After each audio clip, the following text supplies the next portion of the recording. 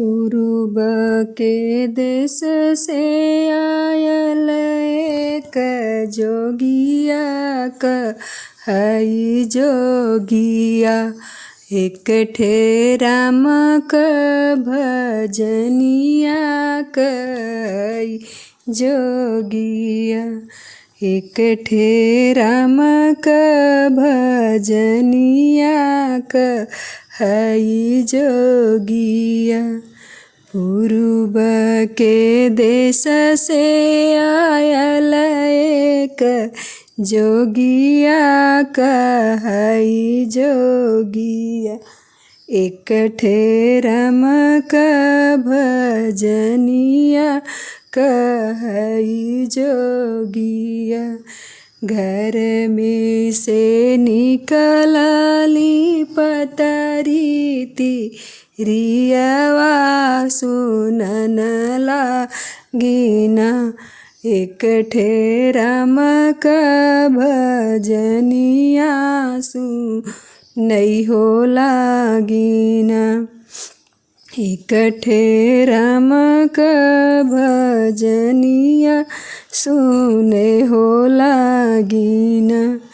हर ज्योति आइले कुदार गोड़ी आइले लगावे बहिनी, अपने भैया से लैया लगावे बहिनी। अगिया लगाओ भैया तोहरी सूरतिया बजर परेना, भैया तोहरी जवनिया बजर परेना।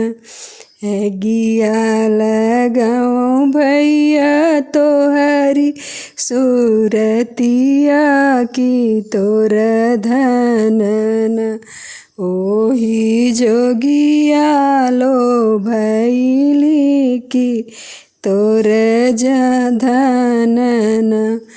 कौने रंग बहिनी हो जोगिया सूरतिया कवने रंगना, जोगी पहिरई कपड़वा कवने रंगना।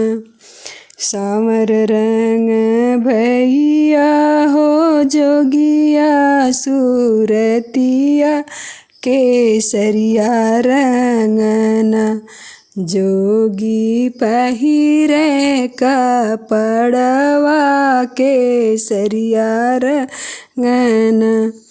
हथवा में लिहे भैया बबूर सूट कुनिया की चली भैलन, ओही धन के ओ बरिया की चली भैलन।